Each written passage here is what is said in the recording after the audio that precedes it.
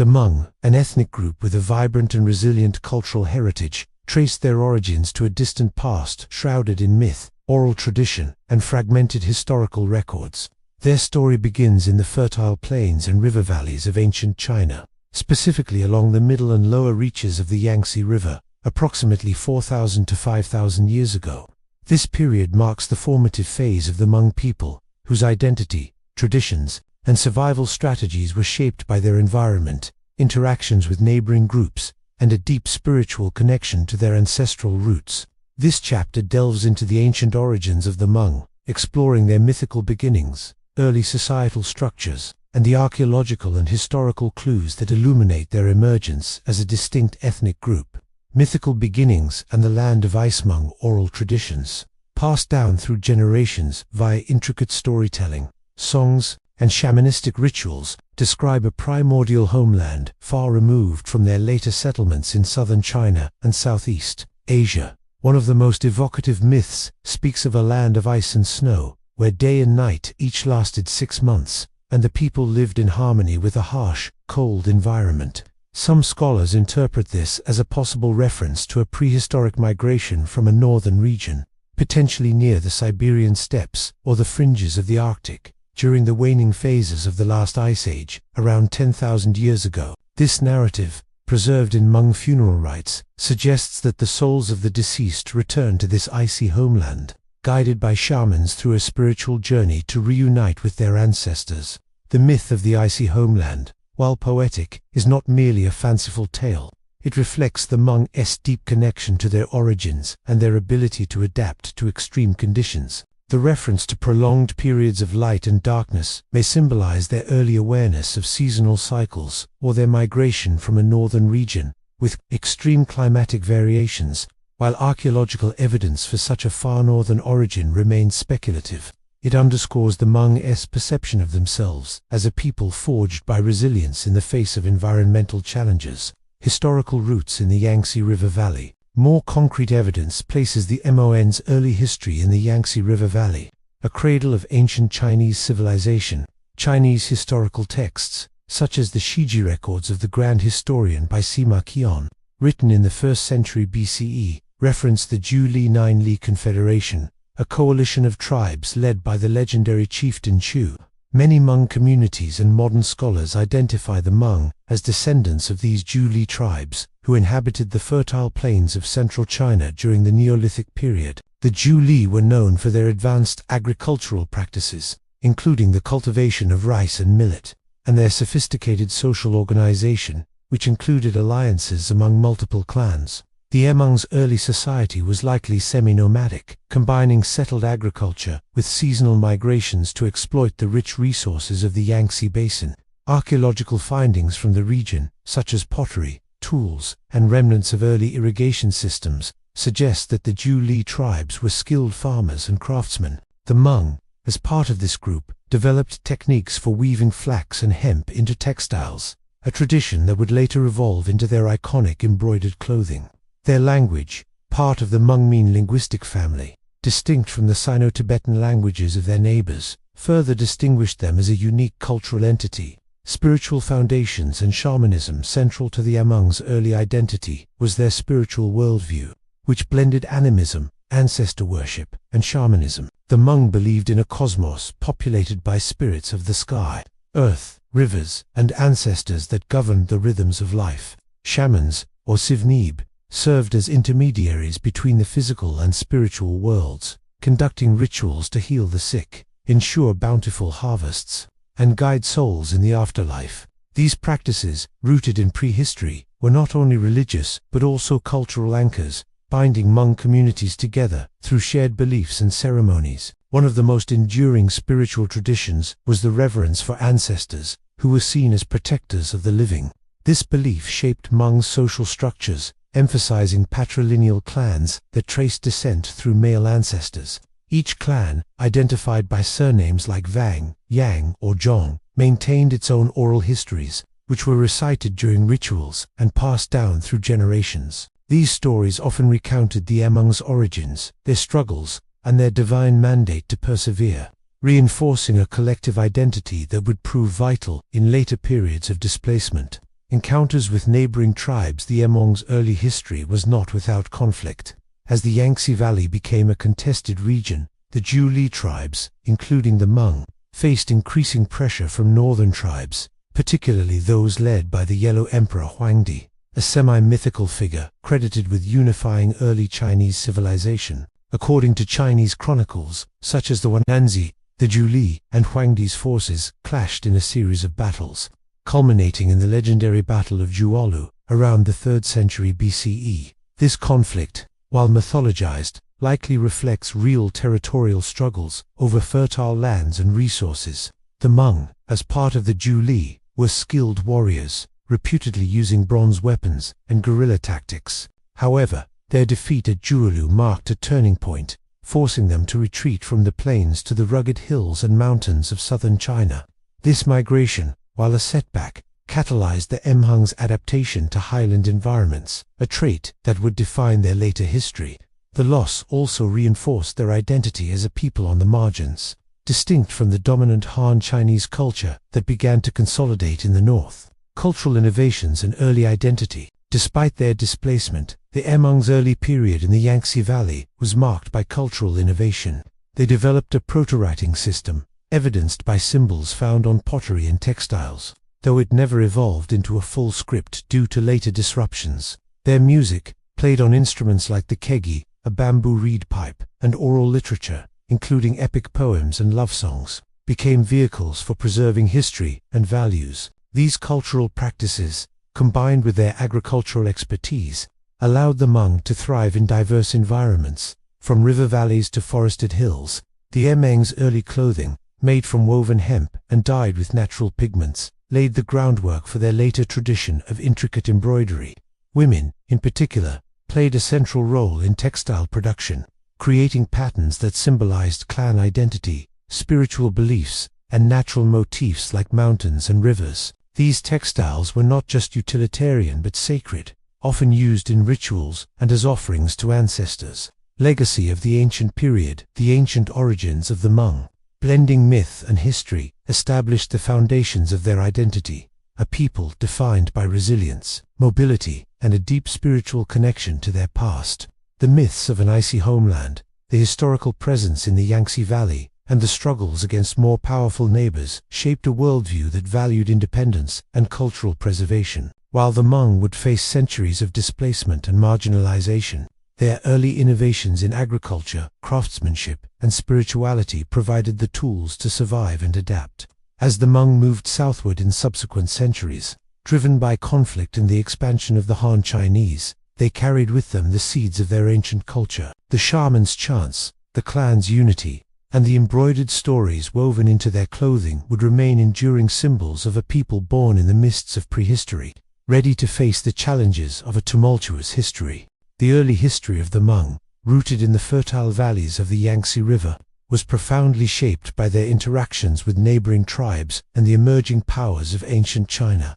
Around the 3rd century BCE, the Hmong, as part of the Zhuuli Nine-Li Confederation, found themselves entangled in a pivotal conflict known as the Battle of Zhuolu. This clash, steeped in both historical record and myth, marked a critical juncture in Hmong history, forcing their retreat from the Central Plains and solidifying their identity as a resilient, adaptive people. This chapter explores the context, events, and consequences of these early conflicts, particularly the Battle of Zhuolu, and their lasting impact on Hmong culture and migration patterns. The Zhuuli Confederation and Hmong identity. The Hmong, during the late Neolithic and early Bronze Age, circa 2700 to 2500 BCE, were integral to the Zhuuli, a coalition of tribes inhabiting the middle and lower reaches of the Yangtze River. Chinese historical texts, such as the Shiji and Wananzi, describe the Zhuuli as a formidable alliance led by the legendary chieftain Shu, revered by the Hmong as a cultural hero and ancestor.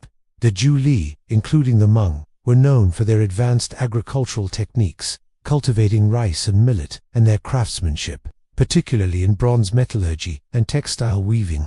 Their society was organized around patrilineal clans, with each group maintaining distinct cultural practices, including shamanistic rituals and oral traditions. The Hmong's identity within the Zhuuli was defined by their Hmongmien language, distinct from the Sino-Tibetan languages of northern tribes, and their spiritual practices, which centered on animism and ancestor worship. These cultural markers set them apart from their neighbors, particularly the tribes led by the Yellow Emperor Huangdi, who were consolidating power in the Yellow River Basin. The Mh's semi-nomadic lifestyle, combining settled farming with seasonal migrations, allowed them to thrive in the diverse ecosystems of the Yangtze region. But it also brought them into competition with expanding northern tribes over fertile lands and resources. Rising tensions and prelude to conflict by the 3rd century BCE. The Central Plains of China were a contested region, as various tribal confederations vied for dominance. The Zhu Li, with their strongholds in modern-day Henan, Shanding, and Anhui, controlled key agricultural zones, making them a target for rival groups. The Yellow Emperor, a semi-mythical figure credited with unifying early Chinese tribes, sought to extend his influence southward, encroaching on Zhu Li territory. Chinese chroniclers described the Zhu Li as fierce and rebellious, resisting assimilation into the emerging Proto-Chinese state. The Hmong, as a core component of the Zhu Li, were renowned for their martial prowess. Oral traditions recount their use of bronze weapons, including swords and spears, and their knowledge of the terrain, which enabled guerrilla tactics. The Zhu Li's resistance was not merely territorial but cultural, as they sought to preserve their distinct identity against the growing hegemony of northern tribes. Tensions escalated as Huangdi's forces, bolstered by alliances with other tribes, began to press southward, leading to a series of skirmishes that culminated in the Battle of Zhulu.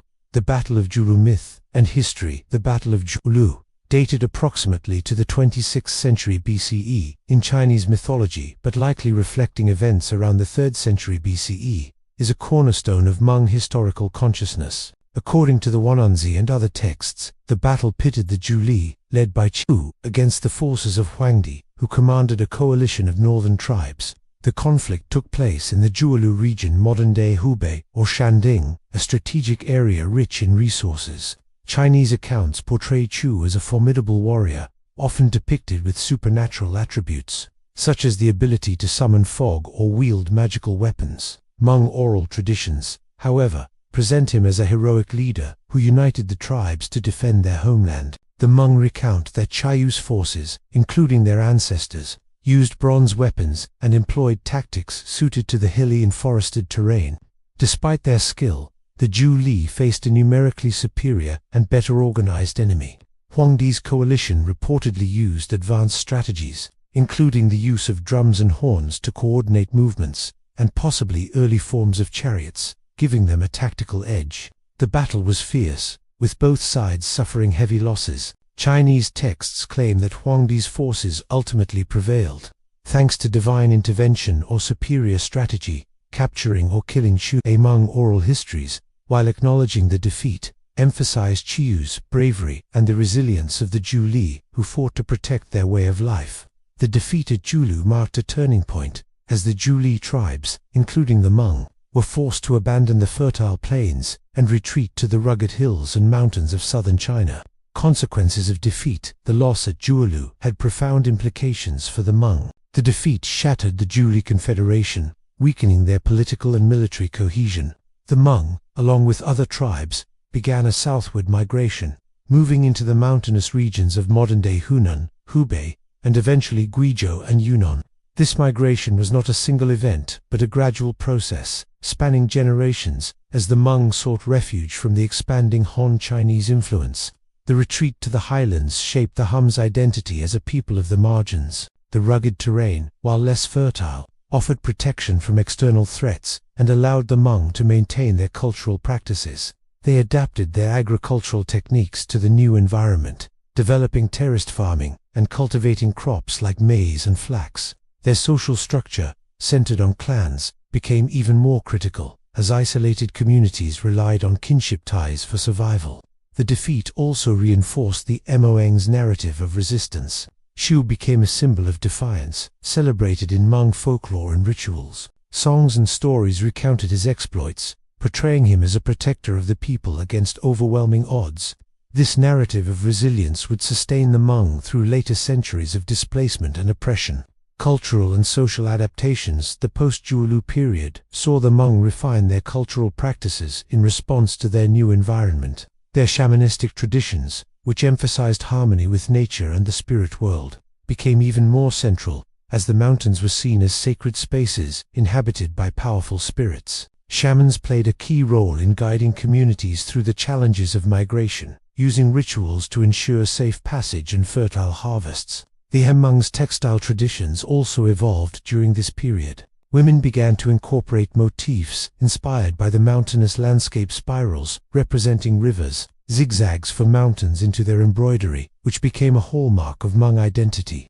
These textiles, used in clothing and rituals, served as a portable record of their history and beliefs, preserving their culture amid displacement. The Hmong's language, part of the Hmong family, remained a unifying force, distinguishing them from their neighbors. While they lacked a written script at this stage, their oral traditions, including epic poems and genealogies, ensured the transmission of knowledge across generations. Music, particularly the keej, became a vital medium for storytelling and spiritual expression, reinforcing community bonds. Legacy of Jiulu and early conflicts. The Battle of Jiulu and the early conflicts of the Hmong were not merely military defeats, but catalysts for their transformation into a highland people. The loss of the Yangtze Plains forced them to adapt to new environments, honing their resilience and resourcefulness. The memory of Chu and the Julese resistance became a cornerstone of Hmong identity, inspiring later generations to resist assimilation and preserve their culture. As the Hmong settled in the southern hills, they carried with them the seeds of their ancient heritage: shamanism, clan solidarity, and artistic traditions.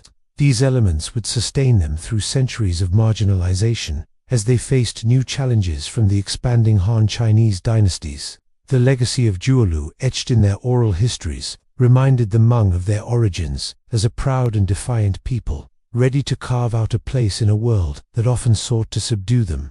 Following their defeat at the Battle of Jiulu and subsequent migrations southward, the Hmong found refuge in the rugged highlands of southern China, particularly in regions that are now Guizhou, Yunnan, Hunan, and Guangxi. From the Han Dynasty 206 BCE to 220 CE, through the Song and Tang dynasties 618 to 1279 CE, the Hmong established vibrant communities that thrived despite external pressures from the expanding Han Chinese civilization.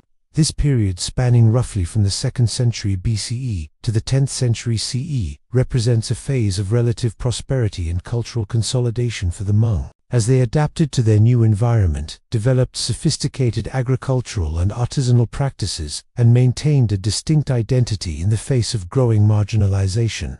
This chapter explores the Hmong's flourishing in southern China, their societal organization, economic innovations, and the challenges that foreshadowed later struggles. Adaptation to the highland environment. The Hmong's migration to the southern highlands marked a significant shift from the fertile plains of the Yangtze River to more challenging, mountainous terrain. The regions of Guizhou and Yunnan, characterized by steep slopes, dense forests, and limited arable land, demanded new survival strategies. The Hmong responded with remarkable ingenuity, developing terraced agriculture to cultivate crops like rice, maize, and millet on hillsides. This technique, which involved carving steps into the mountains and channeling water from streams, allowed them to sustain stable food supplies in an otherwise inhospitable landscape. The highlands also offered a degree of isolation, which protected the Hmong from direct control by the Han Chinese authorities. They established semi-autonomous villages, often fortified with wooden or stone palisades, that served as both homes and defensive strongholds. These villages were typically organized around clan systems, with each settlement led by a respected elder or shaman who mediated disputes and maintained communal harmony. The rugged terrain, while limiting large-scale agriculture, fostered a culture of self-reliance and adaptability that became a hallmark of Hmong identity. Economic and agricultural innovations. Agriculture was the backbone of Hmong society during this period. In addition to rice and maize, the Hmong cultivated flax and hemp, which were used to produce textiles for clothing and trade. They also domesticated animals such as pigs, chickens, and water buffalo, which provided food, labor, and materials for rituals. The Hmong's knowledge of the local ecosystem allowed them to supplement farming with foraging, hunting, and fishing, ensuring a diverse diet even in lean years.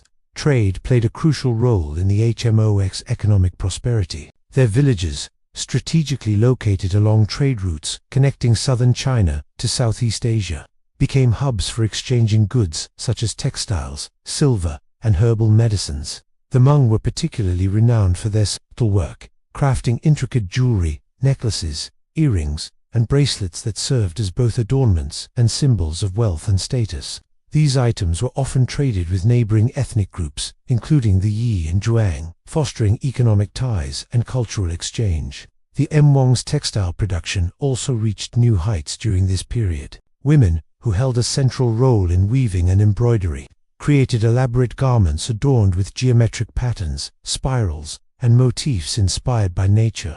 These textiles, dyed with natural pigments from plants like indigo, were not only functional but also cultural artifacts, encoding stories, clan histories, and spiritual beliefs. The tradition of pajnab, flower cloth, a form of intricate embroidery, emerged as a defining feature of Hmong craftsmanship, with each pattern carrying symbolic meaning tied to the community's cosmology, social and cultural consolidation. The Hmong's social structure during this period was deeply rooted in their patrilineal clan system. Each clan, identified by surnames such as Vang Li or Thou, functioned as a tight-knit unit, with members sharing responsibilities for farming, defense, and ritual practices. Clans were governed by a combination of hereditary leaders and shamans, who wielded both spiritual and temporal authority. This system fostered a strong sense of community, as loyalty to the clan superseded individual interests, ensuring collective survival in a challenging environment. Shamanism remained the cornerstone of Hmong spiritual life. Shaman Stiv, Neeb, conducted rituals to appease spirits, heal illnesses, and guide souls in the afterlife, reinforcing the Hmong's belief in a cosmos populated by ancestral and nature spirits. Major ceremonies, such as those marking births, marriages, and deaths, were elaborate affairs that brought entire villages together, strengthening social bonds. The Hmong also developed a rich oral tradition, with epic poems, songs, and genealogies recited during festivals. The keej, a bamboo reed pipe, became a central instrument in these rituals, its haunting melodies accompanying both joyous and solemn occasions. The Hum's cultural identity was further expressed through their festivals, which celebrated agricultural cycles and communal unity. Events like the New Year Festival, which involved singing, dancing, and courtship games, allowed young people to form alliances across clans, reinforcing social cohesion. These festivals also showcased the Hmong's distinctive clothing, with women wearing embroidered skirts and jackets that identified their clan and subgroup. For example, White Hmong or Green Hmong interactions with the Han Chinese. While the Hmong enjoyed relative autonomy in the highlands, their interactions with the Han Chinese were complex and often fraught. The Han, under successive dynasties, sought to exert control over southern China through taxation, military garrisons, and cultural assimilation policies. The Hmong were labeled as Miao, a pejorative term meaning barbarians in Chinese records, reflecting the Han's view of them as uncivilized outsiders. Despite this, the Hmong maintained trade relations with Han merchants, exchanging goods like silver and textiles for tools, salt, and other necessities. The Han's expansion, however, posed a growing threat. During the Han dynasty, the Chinese state began to establish administrative outposts in the south, demanding tribute and labor from local tribes. The Hmong, fiercely independent, resisted these impositions through small-scale rebellions and by retreating deeper into the mountains. Their isolation allowed them to preserve their language, customs, and social structures, but it also limited their access to the fertile lowlands, which were increasingly dominated by Han settlers.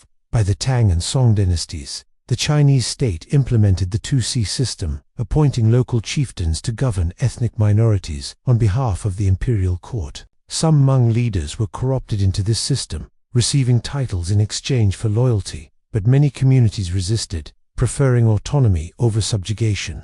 These tensions foreshadowed the larger conflicts that would erupt in later centuries. As the Chinese state sought to fully integrate the southern frontier, challenges in foreshadowing declined despite their prosperity. The Hmong faced challenges that hinted at future difficulties. The Han's encroachment reduced their access to arable land, forcing them to rely on less productive highland agriculture. Periodic droughts and floods, common in the region, strained their resources, leading to occasional famines.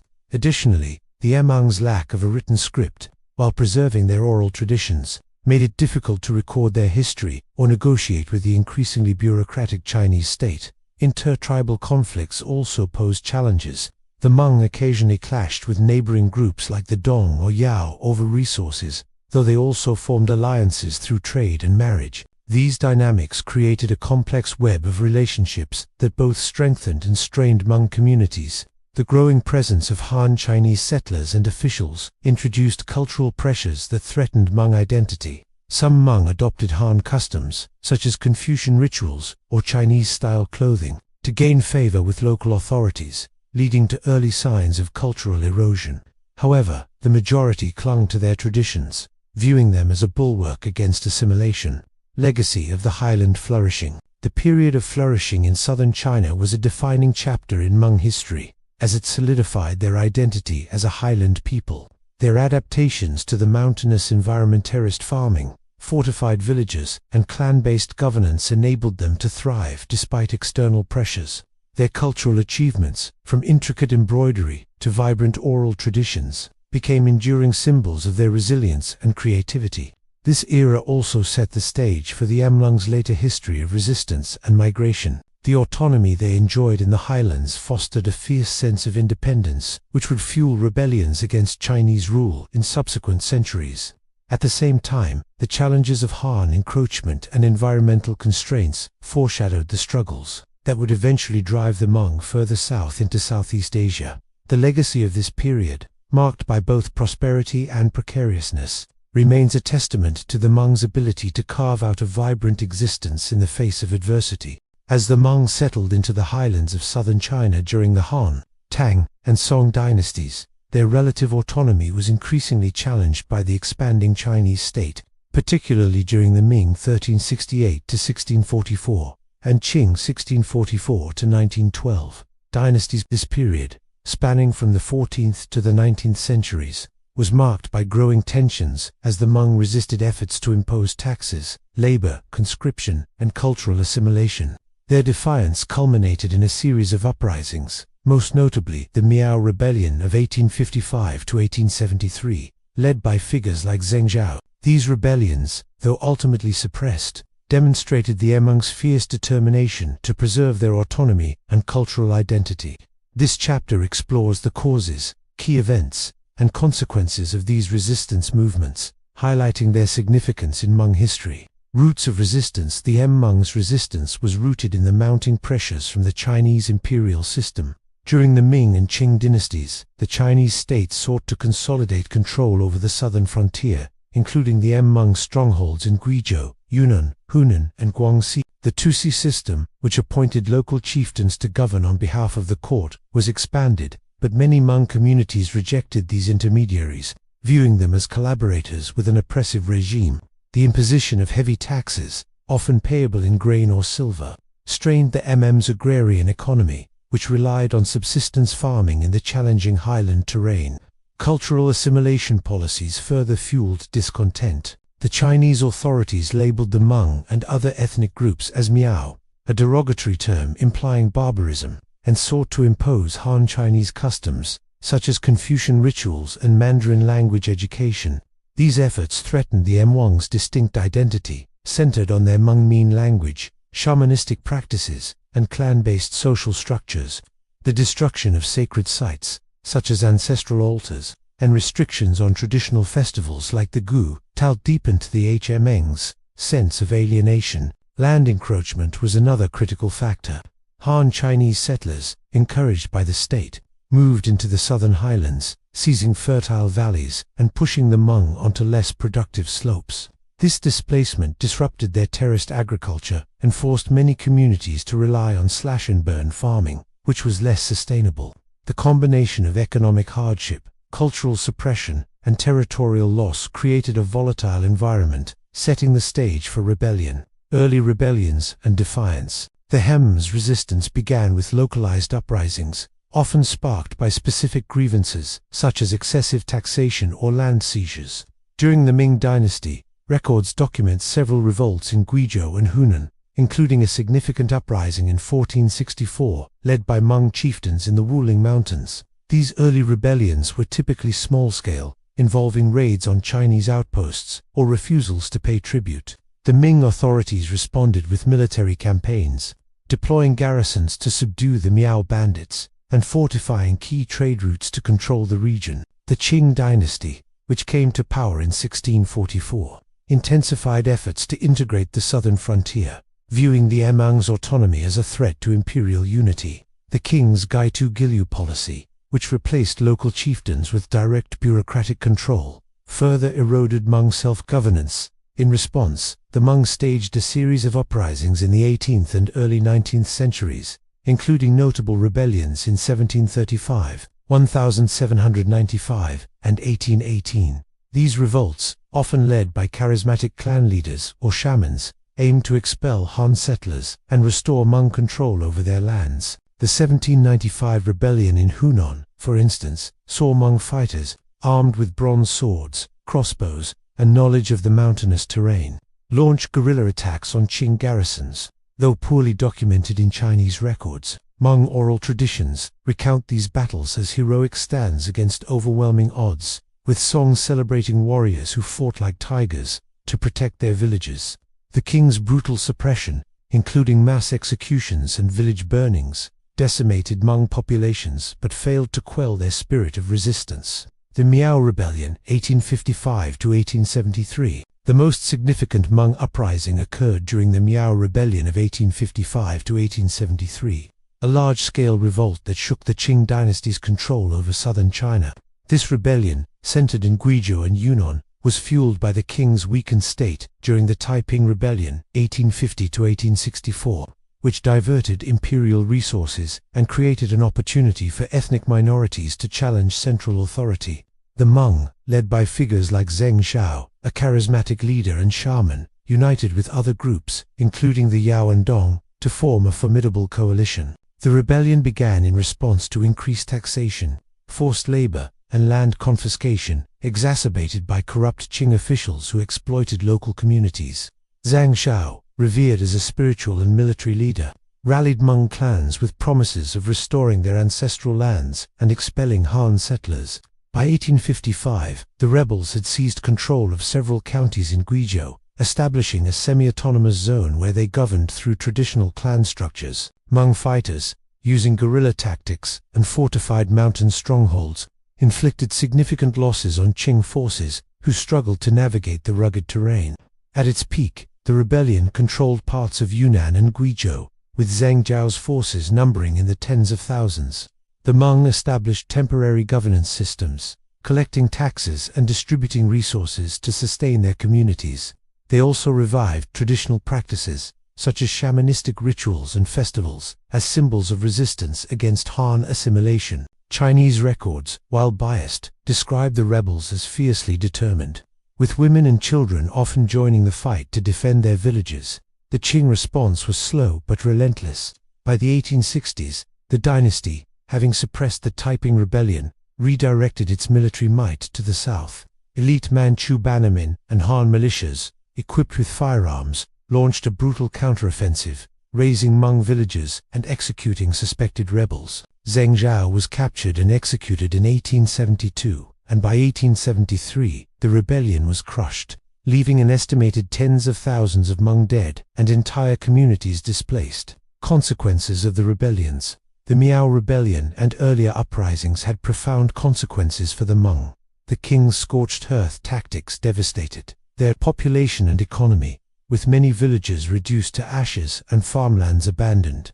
The loss of leaders like Zhang Zhao weakened the MHM's political cohesion, as surviving clans scattered deeper into the mountains or fled across borders into Southeast Asia. The rebellion also intensified Han Chinese prejudice, with the Miao label becoming synonymous with rebellion and savagery, further marginalizing the Hmong in official records. The rebellions, however, were not without achievements. They demonstrated the Hmong's military prowess and organizational capacity, as they mobilized large coalitions across clans and ethnic groups. The uprisings also preserved Hmong cultural identity, as resistance became a rallying cry in oral traditions and songs. Stories of Zhang Shao and other leaders were woven into pajnadob embroidery and recited during rituals, ensuring that the spirit of defiance endured. The suppression of the rebellions accelerated the MARN's southward migration. By the late 19th century, significant numbers crossed into northern Vietnam, Laos and Thailand, seeking refuge from Qing persecution. These migrations, while driven by necessity, laid the groundwork for the MYX's later history in Southeast Asia, where they would face new challenges but also find opportunities to rebuild. Cultural and social impact. The rebellions strengthened the Hmong's sense of identity as a people under siege. Shamanistic rituals took on new significance, with ceremonies invoking protection from ancestral spirits to shield communities from Qing forces. The Kij and oral poetry became tools of resistance, preserving stories of rebellion and martyrdom. Women, who often participated in battles as logisticians or fighters, played a key role in maintaining cultural continuity, weaving symbols of resistance into their textiles. The clan system, already central to Hmong society, became even more critical during this period. Clans provided mutual support, pooling resources to rebuild after Qing raids and organizing resistance efforts. The rebellions also fostered alliances with other ethnic groups, creating a shared sense of resistance against Han domination, though these alliances were often temporary due to differing goals. Legacy of resistance. The rebellions of the Ming and Qing periods, particularly the Miao Rebellion, were pivotal in shaping Hmong history. They marked the Hmong's transformation from a semi-autonomous highland people into a diaspora driven by survival and resistance. The sacrifices of leaders like Zheng Shao and countless unnamed warriors became enduring symbols of Hmong resilience, celebrated in oral traditions and rituals. While the rebellions failed to secure lasting autonomy, they delayed the full assimilation of the Hmong into the Chinese state, preserving their language, customs, and spiritual practices. The migrations triggered by these conflicts expanded the Hmong's presence beyond China, setting the stage for their later history in Southeast Asia. The legacy of this period of fierce commitment to identity and independence would sustain the Hmong through the tumultuous centuries that followed, as they navigated new challenges in a rapidly changing world. The MM's history in southern China, marked by resistance and adaptation, took a dramatic turn in the 18th and 19th centuries as waves of migration pushed them beyond the borders of the Qing Empire into Southeast Asia, driven by intensifying oppression, land loss, and the aftermath of failed rebellions like the Miao Rebellion 1855 to 1873. The Hmong sought refuge in the highlands of northern Vietnam, Laos, and Thailand. This great migration, spanning roughly from the mid-18th century to the early 20th century, was a pivotal chapter in Hmong history, reshaping their geographic, social, and cultural landscape. This chapter explores the causes, processes, and impacts of this migration, highlighting how the Hmong established new communities while preserving their identity in unfamiliar lands. Causes of the migration. The Hmong's migration to Southeast Asia was driven by a confluence of factors rooted in their marginalization in China. The Qing dynasty's aggressive policies, particularly the Gaito-Gilyu system, replaced local chieftains with direct imperial control, eroding Hmong autonomy.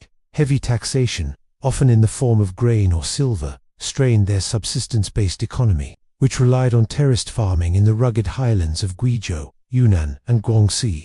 The brutal suppression of rebellions, such as the Miao Rebellion, resulted in massacres, village burnings, and forced displacement, leaving many Hmong communities with no choice but to flee. Land encroachment by Han Chinese settlers further exacerbated the situation. Fertile valleys were seized for large-scale agriculture, pushing the Hmong onto marginal slopes where farming was less viable. Natural disasters, including droughts and floods, compounded economic hardships, making survival in China increasingly untenable. Additionally, the Qing's cultural assimilation policies, such as banning shamanistic rituals and enforcing Han customs, threatened the Hmong's identity, prompting many to seek regions where they could live freely. By the late 18th century, rumors of fertile lands and relative autonomy in the highlands of northern Vietnam, Laos, and Thailand began to circulate among Hmong communities. These regions, loosely governed by local kingdoms or colonial powers, offered a chance to escape Qing oppression and rebuild. The promise of freedom, coupled with the desperation of displacement, sparked a mass exodus that would redefine the Hmong's geographic distribution.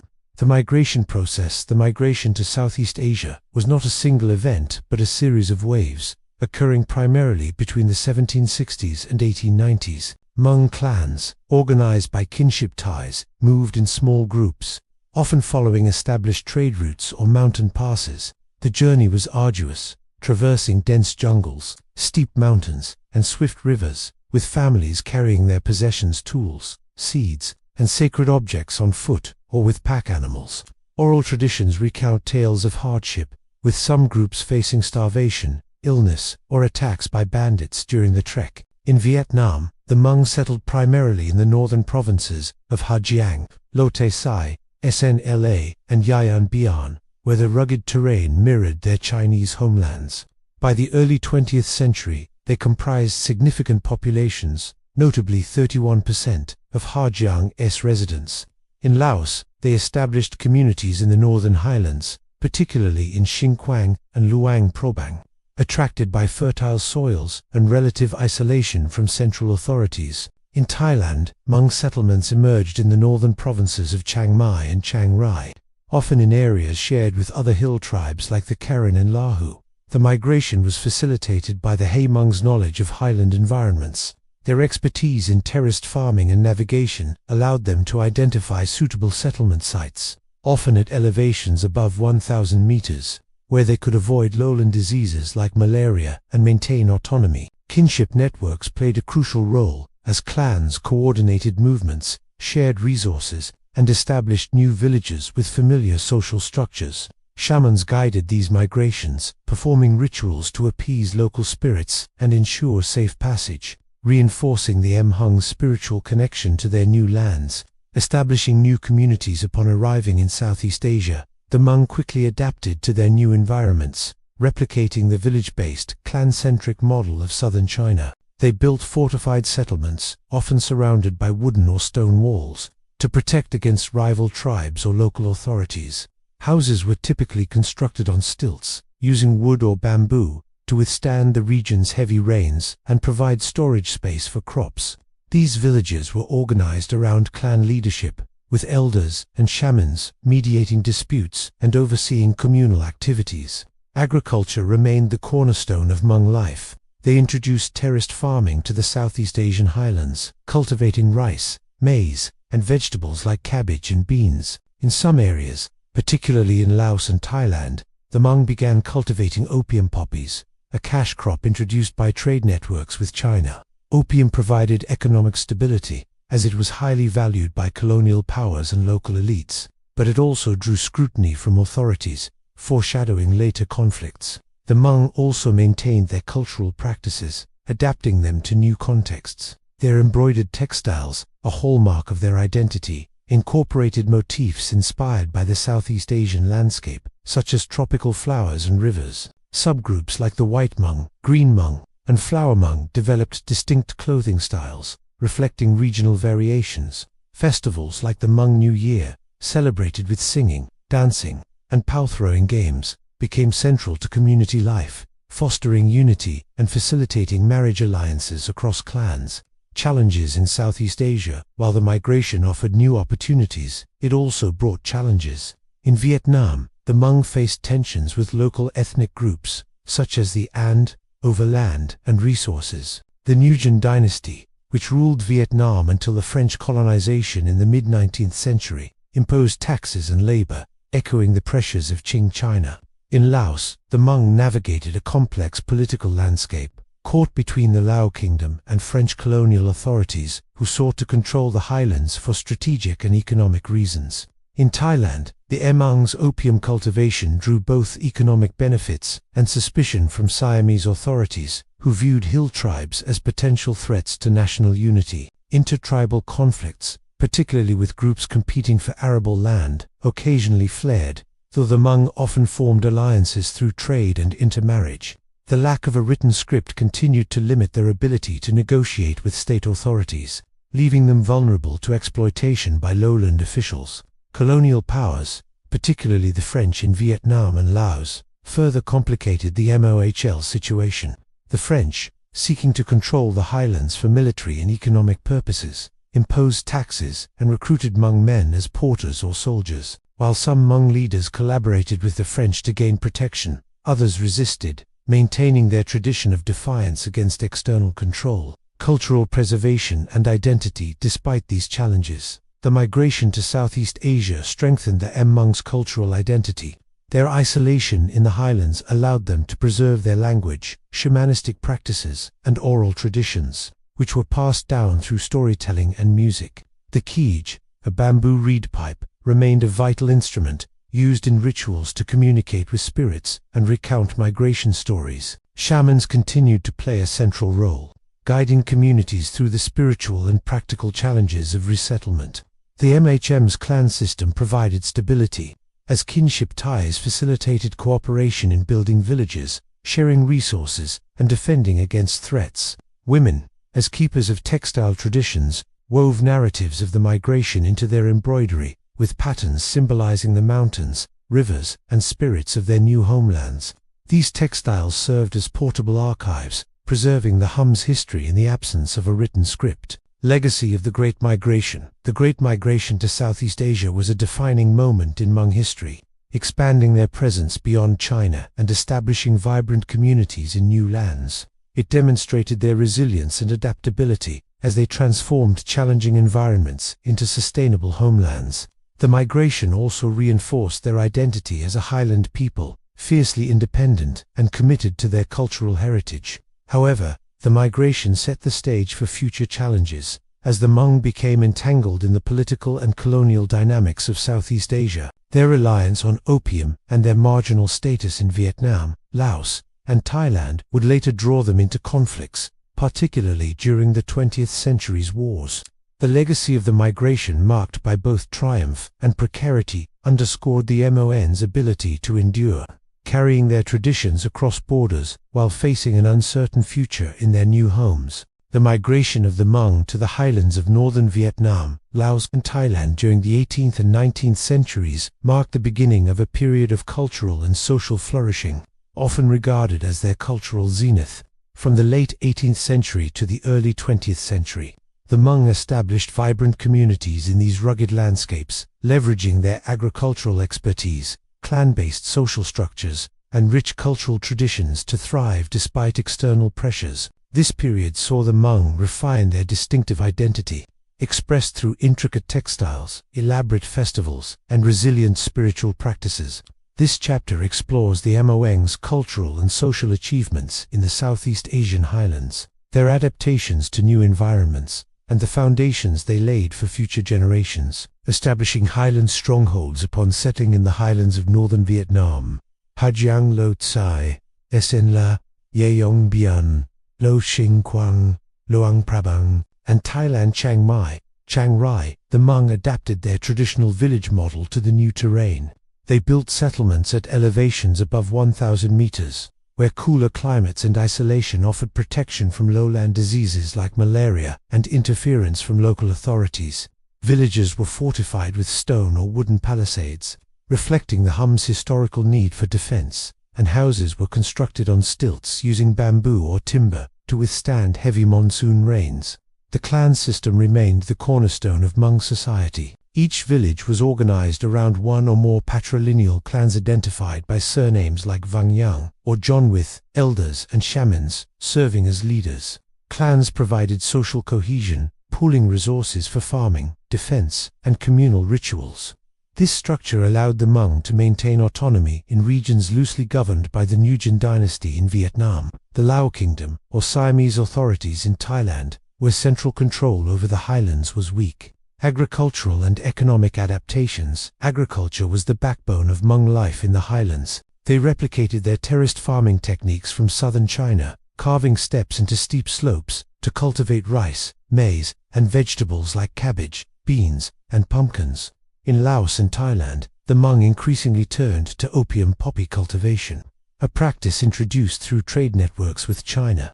Opium became a valuable cash crop, traded with lowland merchants and colonial authorities for tools, salt, and textiles. While lucrative, opium cultivation drew scrutiny from colonial powers, particularly the French in Vietnam and Laos, who sought to regulate the trade for their own profit. The Hmong also engaged in animal husbandry, raising pigs, chickens, and water buffalo for food, labor, and rituals. Their knowledge of the highland ecosystem enabled them to supplement farming with foraging for wild herbs, mushrooms, and fruits, ensuring food security in harsh conditions. Trade with neighboring ethnic groups, such as the Karen, strengthened economic ties, with Hmong silver jewelry and embroidered textiles becoming sought-after commodities in local markets. Cultural flourishing, textiles, and identity.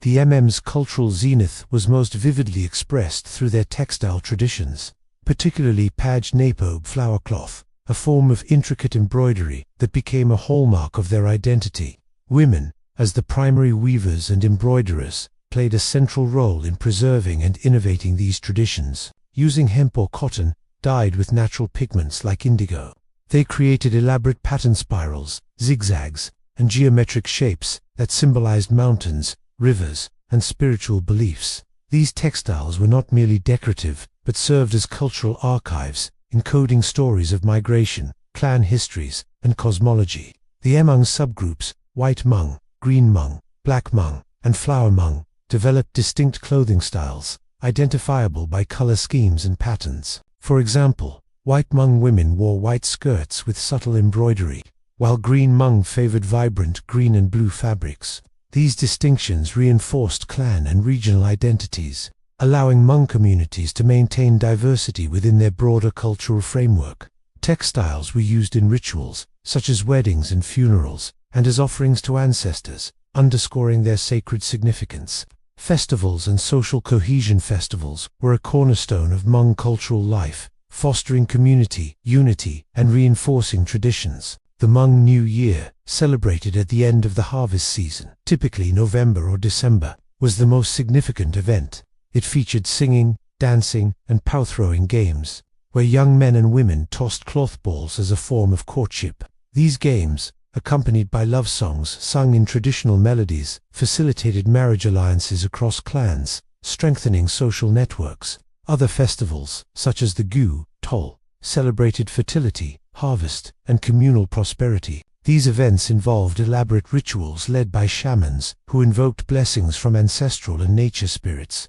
The Keej, a bamboo reed pipe, played a central role, its mournful yet melodic tones accompanying ceremonies and storytelling. Oral traditions, including epic poems and genealogies, were recited during these gatherings, preserving the Hmong's history and values in the absence of a written script. Spiritual life and shamanism. Shamanism remained the heart of Hmong spiritual life, providing a framework for understanding the world and navigating challenges. Shamans Tivni served as intermediaries between the physical and spiritual realms, conducting rituals to heal illnesses, ensure bountiful harvests, and guide souls in the afterlife. Their practices blended animism, ancestor worship, and cosmology, with beliefs in spirits inhabiting mountains, rivers, and households. The Hmong's spiritual worldview saw life as a balance between human actions and the will of the spirits, with shamans maintaining this harmony through offerings, chants, and trance-induced ceremonies. Funeral rites were particularly elaborate, reflecting the Hmong's belief in the soul's journey to the ancestral homeland.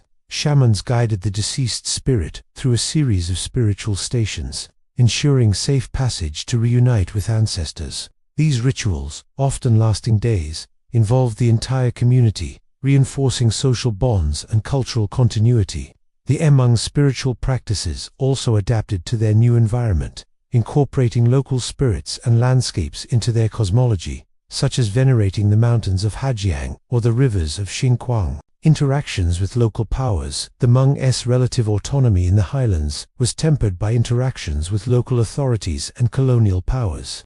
In Vietnam, the Nguyen dynasty imposed taxes and labor demands, but their control over the highlands was limited, allowing the Hmong to maintain de facto self-governance. In Laos, the Lao kingdom exerted minimal influence over the highlands, leaving Hmong communities to manage their own affairs. In Thailand, Siamese authorities viewed the Hmong with suspicion, particularly due to their opium trade, but lacked the resources to fully control the northern hills.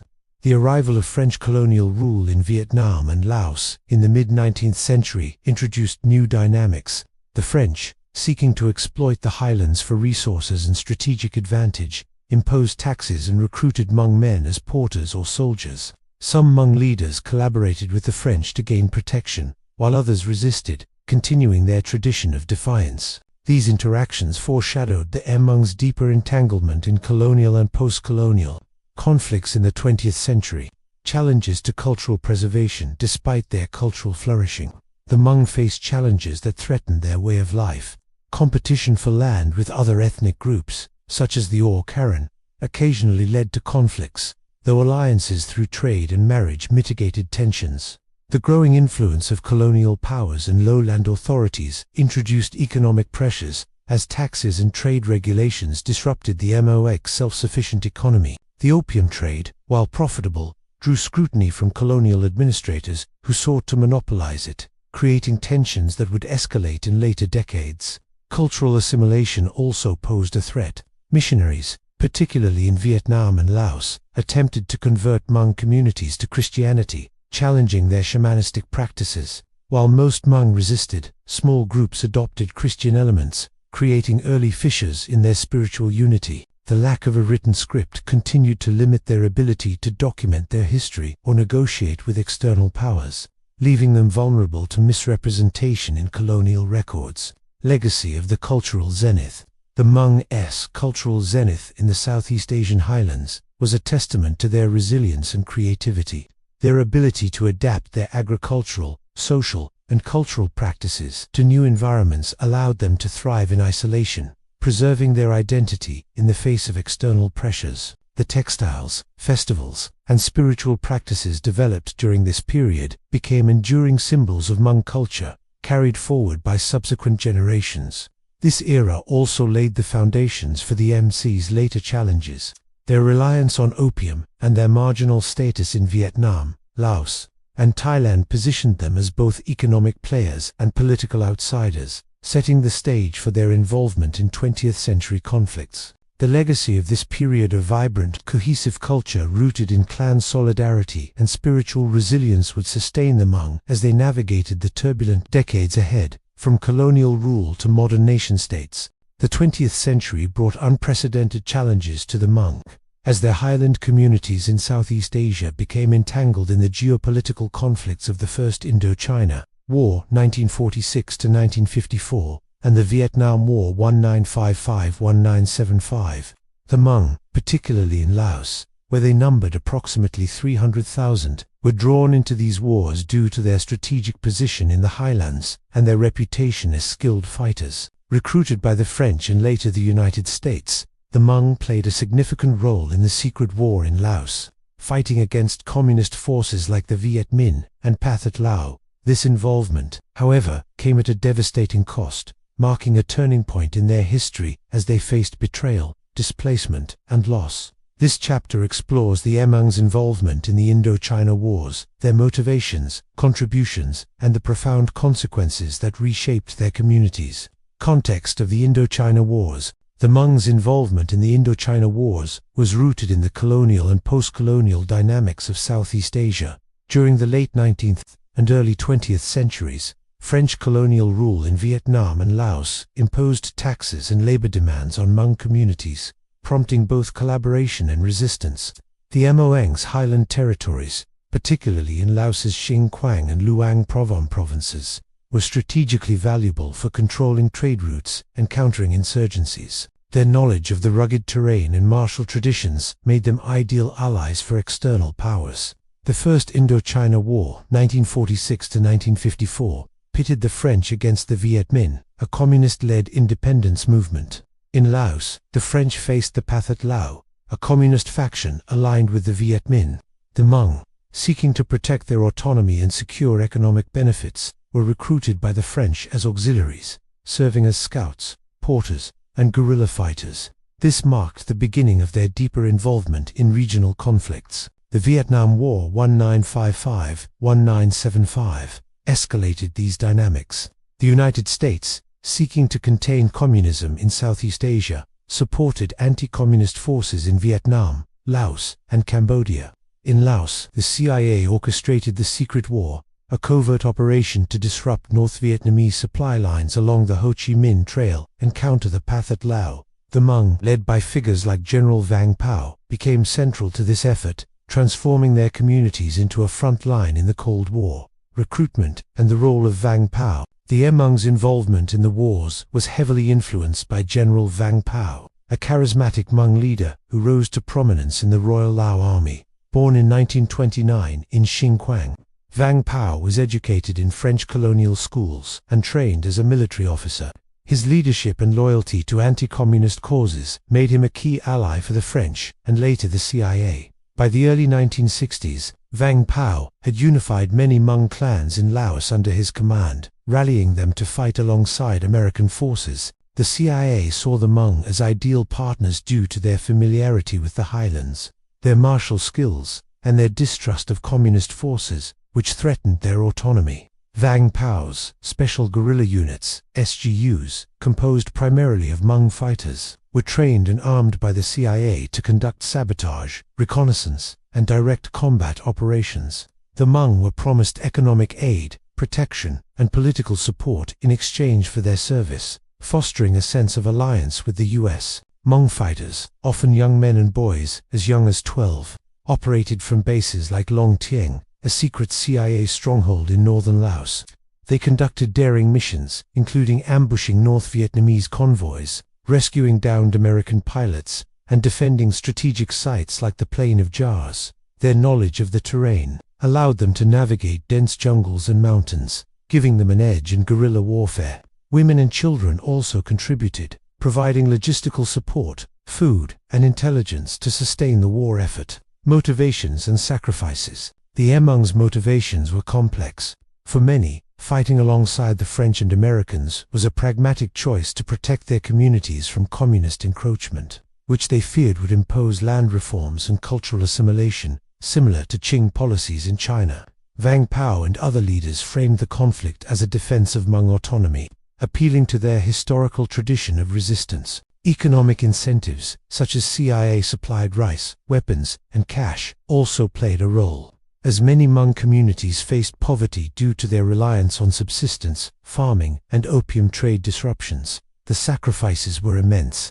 Hmong fighters faced heavy casualties, with estimates suggesting that 10 to 20% of the Hmong population in Laos, approximately 30,000 to 60,000 people, died during the Secret War. Entire villages were bombed or overrun by Pathet Lao and North Vietnamese forces, who targeted Hmong communities as American collaborators. The use of chemical agents like Agent Orange by U.S. forces further devastated Hmong farmlands, causing long-term health and environmental damage. Families were torn apart, with many men and boys killed or captured, leaving women and elders to sustain communities under siege. The Secret War and its impact. The Secret War, conducted largely without public knowledge in the U.S., was a brutal and costly conflict for the Hmong. From 1961 to 1975, they fought in some of the war's most intense battles, particularly in the Plain of Jars, a strategic region contested by both sides. Hmong fighters, equipped with American-supplied rifles and mortars, faced better armed North Vietnamese troops, often at a numerical disadvantage. The CIA's air support, including T-28 bombers piloted by Hmong and Lao, provided some relief, but it could not offset the relentless communist advance. The war disrupted Hmong cultural and social life. Traditional festivals, like the Hmong New Year, were curtailed, as communities prioritized survival over celebration. Shamans, while still active, struggled to maintain rituals amid constant displacement. The Pajnadob embroidery tradition persisted, with women weaving patterns that reflected the war's trauma motifs of planes, bombs, and fleeing figures, preserving a visual record of the conflict. The Hmong's reliance on opium, a key economic resource, became a double-edged sword. While it funded their war efforts, it drew criticism from American advisors, who pressured Vang Pao to curb the trade. This created tensions within Hmong communities, as opium was a lifeline for many families. The war also strained clan unity, as some Hmong resisted involvement, fearing retribution, while others saw no alternative but to fight. Betrayal and abandonment. By the early 1970s, the tide turned against the Hmong. The 1973 Paris Peace Accords, which aimed to end the Vietnam War, excluded provisions for Laos, leaving the Hmong vulnerable. As US forces withdrew, the CIA scaled back support, abandoning many Hmong fighters and their families. In 1975, the fall of Saigon and the Pathet Lao's victory in Laos marked a catastrophic turning point. Vang Pao was airlifted to Thailand by the CIA, but thousands of Hmong were left behind, facing retribution from the communist regime. The Pathet Lao targeted Hmong communities as traitors, launching campaigns of violence that included massacres, forced relocations, and re-education camps. Villages were burned, and survivors fled into the jungles, where many succumbed to starvation or disease. The betrayal by their American allies, who had promised protection, left a deep scar on Hmong collective memory, fueling distrust of external powers. Legacy of the Indochina Wars. The MHR's involvement in the Indochina Wars was a defining moment, showcasing their courage and resilience, but also exposing them to devastating losses. Their role in the secret war elevated their visibility on the global stage, as their plight gained attention from international aid organizations. However, the war shattered their communities in Laos, decimating their population and forcing survivors into exile. The conflict also strengthened Hmong cultural identity in some ways. Oral traditions and Pajnadob embroidery preserved stories of heroism and sacrifice, ensuring that the war's impact was not forgotten. The leadership of figures like Vang Pao, though controversial, unified many Hmong clans under a shared cause, reinforcing their sense of collective identity. The legacy of the Indochina Wars set the stage for the Hmong's next chapter, a mass exodus to Thailand and beyond. The devastation of their communities and the abandonment by their allies underscored the precariousness of their position in Southeast Asia, driving them to seek new homes while carrying their traditions into an uncertain future.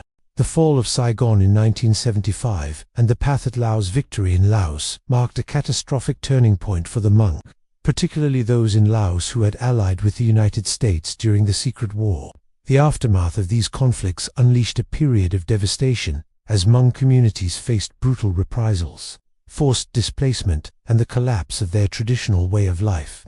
This led to a massive diaspora, with hundreds of thousands fleeing to Thailand and eventually resettling in countries like the United States, France, and Australia. This chapter explores the causes, experiences, and consequences of this devastation and diaspora, highlighting the Hmong's resilience as they navigated loss, exile, and the challenge of preserving their identity in new lands. The aftermath of the Vietnam War and Secret War. The Hmong in Laos, numbering around 300,000 before the Vietnam War, bore the brunt of the Pathet Lao's victory in 1975. Having fought alongside the CIA against communist forces, they were branded as traitors by the new Lao regime. The Pathet Lao, supported by North Vietnamese forces, launched a campaign of retribution against Hmong communities, particularly in the northern highlands of Xinjiang and Luang Prabang.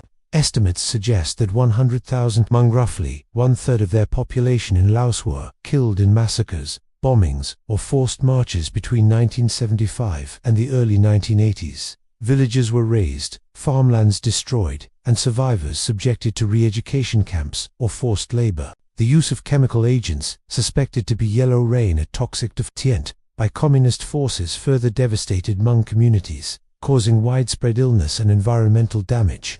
Oral histories recount harrowing stories of families fleeing through jungles, hiding in caves, and facing starvation or capture. The betrayal by their American allies, who withdrew support after the 1973 Paris Peace Accords and airlifted only key leaders like General Vang Pao to safety, deepened the Hmong's sense of abandonment. For many, the promise of protection in exchange for their wartime service had been broken, leaving them to face the consequences alone. Flight to Thailand. The scale of violence forced a mass exodus, with an estimated 100,000 to 150,000 Hmong fleeing Laos between 1975 and the mid-1980s. Most headed for Thailand, crossing the Mekong River under perilous conditions. Many swam or used makeshift rafts, braving strong currents, border patrols, and bandits. Families carried minimal possessions, often just clothing, tools, and sacred items like ancestral altars, leaving behind their homes and farmlands. Thousands perished during the journey, succumbing to drowning, illness, or attacks. Upon reaching Thailand, the Hmong were confined to refugee camps such as Ban, Vinai, and Non Khai, which became overcrowded and under-resourced. These camps, managed by the Thai government and international aid organizations like the United Nations, High Commissioner for Refugees (UNHCR), offered temporary shelter but were marked by harsh conditions. Food shortages, inadequate medical care, and limited sanitation led to widespread disease and malnutrition. The Hmong, accustomed to self-sufficient highland life, struggled in the confined lowland environment, where they had little control over their fate. Life in the camps tested Hmong resilience. Clan structures provided some stability, as families banded together to share resources and maintain traditions. Women continued to weave pageant-orb embroidered flower cloth, incorporating motifs of displacement rivers, mountains, and fleeing figures into their designs, preserving a visual record of their trauma. Shamans conducted rituals to appease spirits and heal the sick, though the lack of traditional materials and space limited their practices. Despite these efforts, the camps eroded Hmong autonomy as they depended on external aid and faced pressure to assimilate or relocate. Resettlement in the West, beginning in the late 1970s, international resettlement programs offered the Hmong a path out of the camps. The United States, recognizing its role in the Secret War, accepted the largest number of Hmong refugees, with over 100,000 settling there by the 1990s, primarily in Minnesota, Wisconsin, and California. France, Australia, Canada, and other countries also opened their doors, though in smaller numbers. Resettlement was a complex process, requiring Hmong families to navigate bureaucratic hurdles, language barriers, and cultural shock. In the United States, the Hmong faced significant challenges adapting to urban environments. Many were resettled in inner-city neighborhoods, far removed from their highland villages. Economic hardship was widespread, as their agricultural skills were ill-suited to industrial or service-based economies. Language barriers limited access to education and employment, with only a small percentage achieving higher education in the early decades. Cultural practices, such as shamanism and large clan gatherings, were disrupted by Western norms and limited space, leading to tensions between preserving traditions and adapting to new realities. Despite these challenges, the Hmong demonstrated remarkable resilience. Community organizations, such as the Hmong American Partnership, emerged to provide support, offering language classes, job training, and cultural preservation programs. The Hmong New Year, celebrated with traditional music, dance, and pow-throwing games, became a focal point for maintaining identity in the diaspora. Women's textile cooperatives revived pageant-orb as both a cultural practice and an economic venture, with embroidered goods sold at markets and festivals. These efforts helped the Hmong carve out vibrant communities in their new homes. Cultural erosion and preservation. The diaspora posed significant threats to Hmong cultural identity. In refugee camps and Western countries, younger generations faced pressure to assimilate, adopting local languages and customs at the expense of their Hmong mean language and traditions.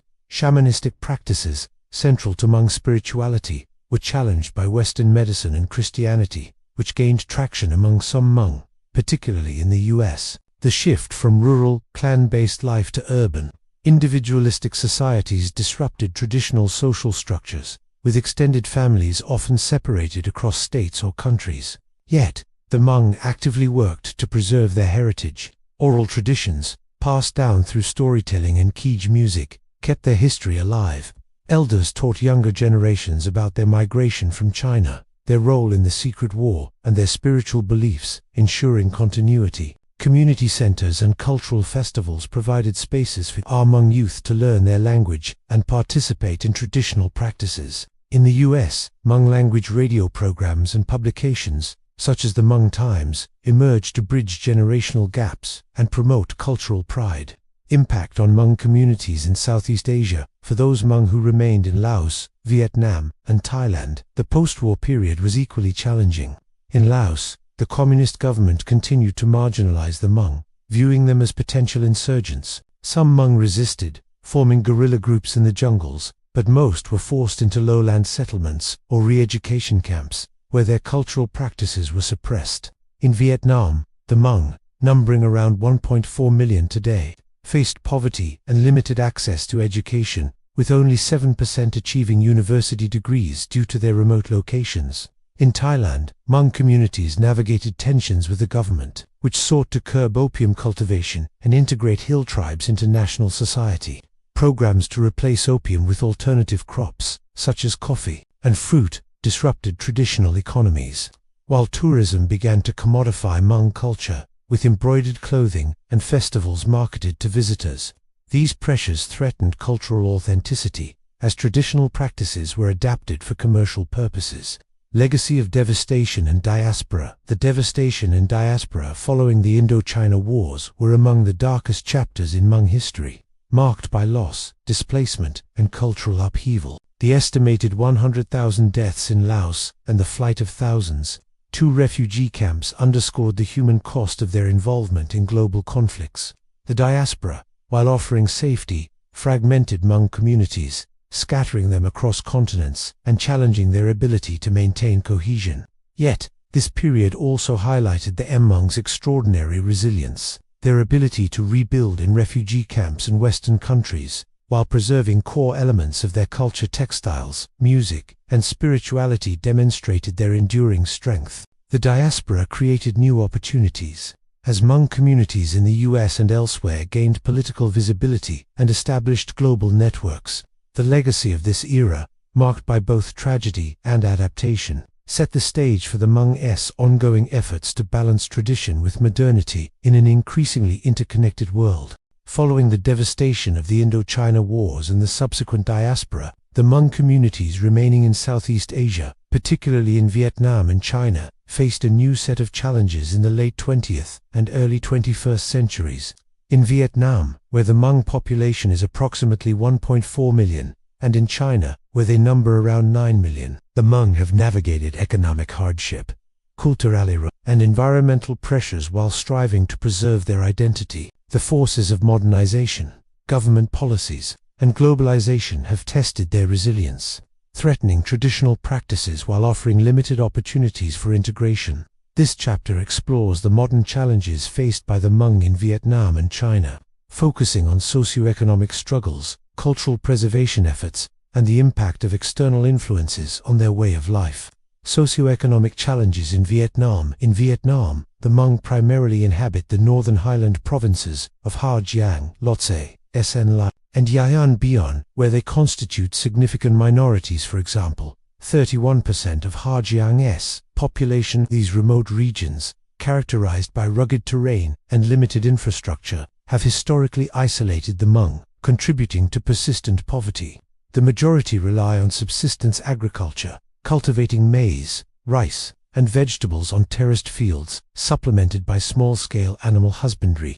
However, the productivity of these lands is low, and access to markets is hindered by poor transportation networks, leaving many Hmong communities economically marginalized. Education remains a significant barrier.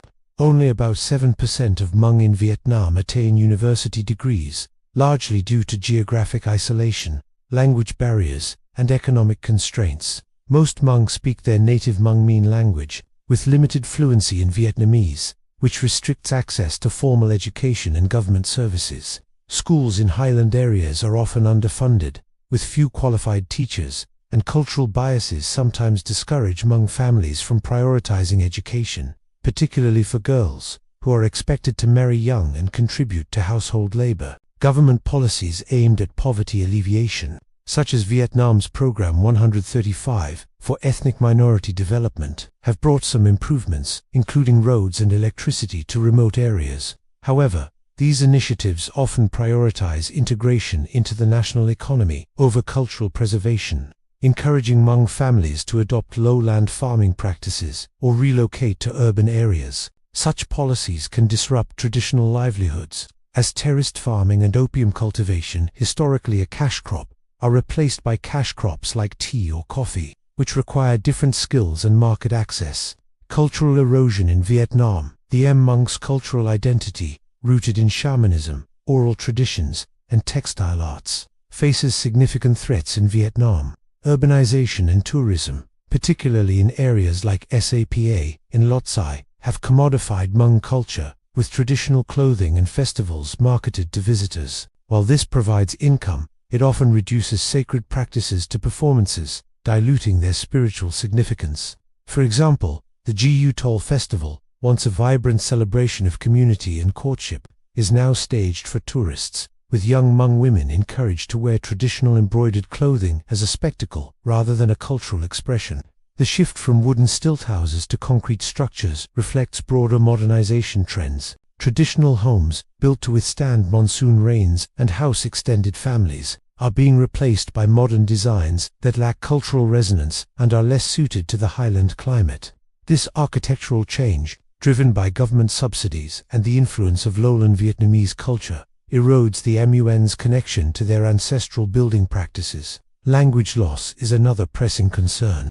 Younger Hmong, exposed to Vietnamese through schools and media, are increasingly adopting the national language, with fewer mastering the Hmong Mien dialects. The absence of a written script for most Hmong dialects, except for limited use of the Romanized popular alphabet developed in the 1950s, complicates efforts to teach the language formally, leaving oral traditions as the primary means of preservation.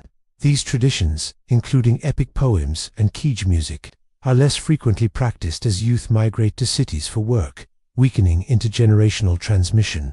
Challenges in China, where the Hmong are classified as part of the Miao ethnic group, numbering around 9 million, similar challenges persist. Concentrated in Guizhou, Yunnan, and Hunan, the Hmong faced economic marginalization due to their reliance on subsistence agriculture in remote highlands. Post-1949 communist policies, particularly the Great Leap Forward, 1958 to 1962, and Cultural Revolution, 1966 to 1976, disrupted traditional livelihoods by banning opium cultivation, a former economic staple, and collectivizing agriculture. These policies forced Hmong farmers onto state-run communes, undermining their clan-based autonomy and agricultural practices. Cultural assimilation has been a significant issue. The Chinese government's emphasis on Han-centric national identity has pressured the Hmong to adopt Mandarin and abandon traditional practices. Shamanistic rituals, central to Hmong spirituality, were suppressed during the Cultural Revolution, with altars destroyed and shamans persecuted as superstitious practitioners. While restrictions have eased since the 1980s, many Hmong communities have shifted toward secular or state-approved religious practices, weakening traditional beliefs. Urban migration has further strained Hmong culture in China. Young Hmong, seeking better economic opportunities, moved to cities like Guiyang or Kunming, where they faced discrimination and pressure to assimilate. Traditional clothing, once a daily expression of identity, is now worn primarily for festivals or tourism, with many opting for modern attire to blend into urban settings. The Pajnadob embroidery tradition, while still practiced, is increasingly commercialized, with mass-produced versions replacing handmade textiles. Environmental pressures. Climate change poses a growing threat to Hmong communities in both Vietnam and China. In Vietnam's northern highlands, erratic weather patterns, prolonged droughts, followed by heavy floods have reduced agricultural yields, threatening food security. Deforestation, driven by logging and commercial agriculture, has degraded terraced farmlands, forcing some Hmong to abandon traditional farming for wage labor. In China, similar environmental challenges, compounded by government-led reforestation programs that restrict land use, have limited the Hmonj's ability to maintain their agricultural lifestyle. These environmental pressures exacerbate economic vulnerability, pushing more Hmong toward urban areas or alternative livelihoods.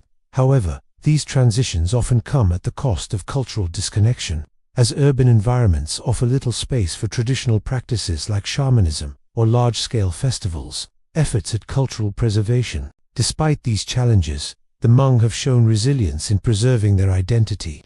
In Vietnam, community-based tourism initiatives, such as those in Ha, Giang, and Sa, allow Hmong families to showcase their culture while generating income. Homestay programs, where visitors stay in traditional stilt houses, promote cultural exchange, though they risk commodification if not managed carefully.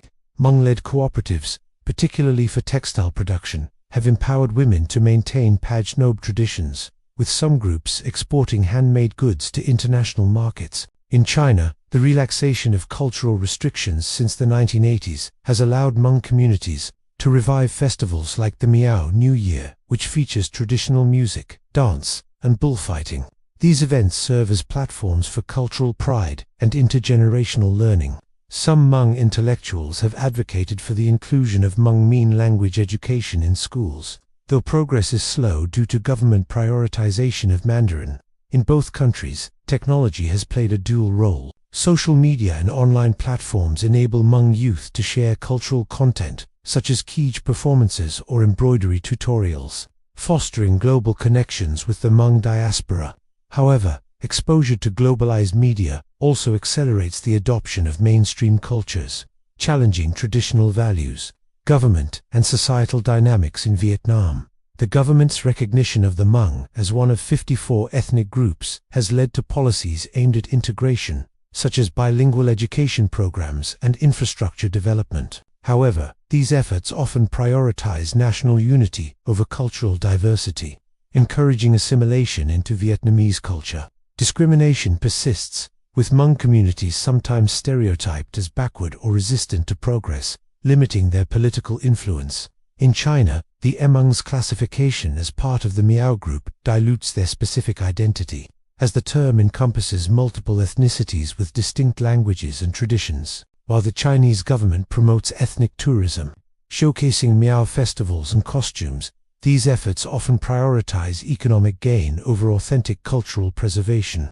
Hmong voices in policymaking remain limited, with few representatives in national or provincial governance. Legacy of modern challenges. The modern challenges faced by the Hmong in Vietnam and China reflect the tension between tradition and modernity. Economic hardship, cultural erosion, and environmental pressures threaten their way of life. Yet their resilience, rooted in centuries of adaptation, continues to shine through. Efforts to preserve language, textiles, and spiritual practices demonstrate the Hmong's commitment to their heritage, even as they navigate integration into national societies. The legacy of this period is one of cautious optimism. While the Hmong face significant obstacles, their growing engagement with tourism, technology, and community organizing offers pathways to sustain their culture. However, the balance between preservation and adaptation remains delicate, as the Hmong strive to maintain their identity in a rapidly changing world. This chapter sets the stage for their ongoing efforts to reclaim and redefine their place in Vietnam, China, and beyond. The Hmong, having endured centuries of displacement, war, and cultural erosion, have entered the 21st century with a renewed focus on preserving their identity while adapting to modern challenges. In Vietnam, China, and the global diaspora, particularly in the United States, the Hmong face pressures from globalization, urbanization, and assimilation, yet they demonstrate remarkable resilience through community initiatives, cultural revival efforts, and engagement with technology. This chapter explores the MOAJ's strategies for preserving their language, traditions, and social structures, their contributions to global cultural diversity, and the ongoing challenges they face in maintaining their identity.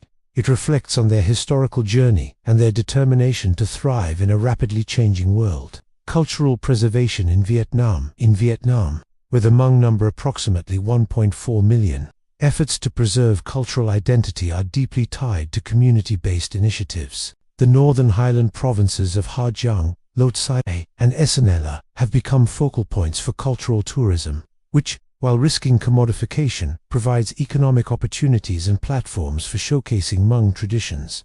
Homestay programs, where visitors stay in traditional stilt houses, allow Hmong families to share their cuisine, music, and stories, fostering cultural pride.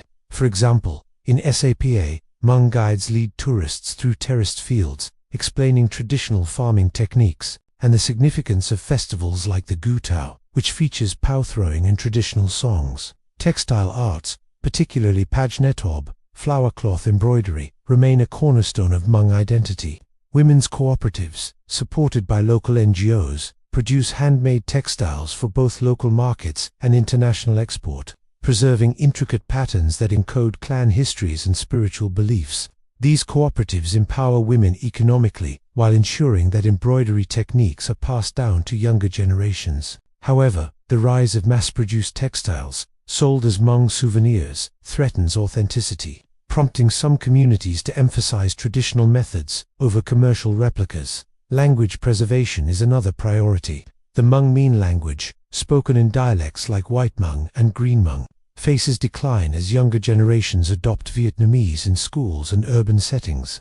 Community-led efforts, such as storytelling sessions and Kiaj music workshops, aim to teach children their native dialects. The Romanized popular alphabet RPA, developed in the 1950s by missionaries, is used in some communities to write Hmong, though its adoption is limited by low literacy rates and lack of formal education support. Radio programs in Hmong dialects, broadcast in provinces like Yayan Bion, provide another avenue for language preservation, sharing folklore and news. Cultural revival in China. In China, where the Hmong are part of the broader Miao ethnic group, approximately 9 million, cultural preservation efforts have gained momentum since the 1980s. Following the Cultural Revolution's suppression of ethnic traditions, the Miao New Year, celebrated in Guizhou and Yunnan, has been revitalized as a major festival, featuring bullfighting, Kij performances, and traditional dances. These events, often supported by local governments to boost tourism, serve as platforms for Hmong youth to reconnect with their heritage, though they risk being staged as spectacles rather than authentic cultural expressions.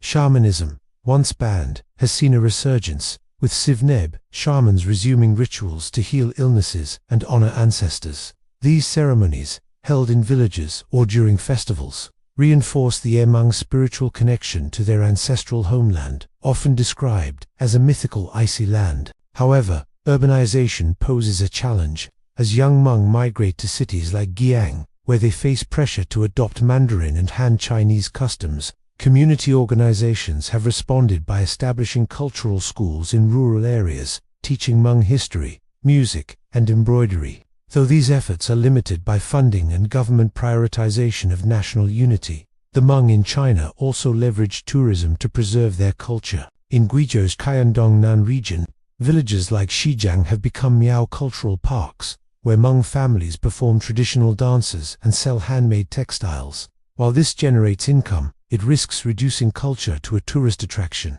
prompting some Hmong intellectuals to advocate for community-led preservation over state-driven initiatives. The diaspora's role in cultural preservation. In the global diaspora, particularly in the United States, over 300,000 Hmong, concentrated in Minnesota, Wisconsin, and California, cultural preservation has taken on new forms.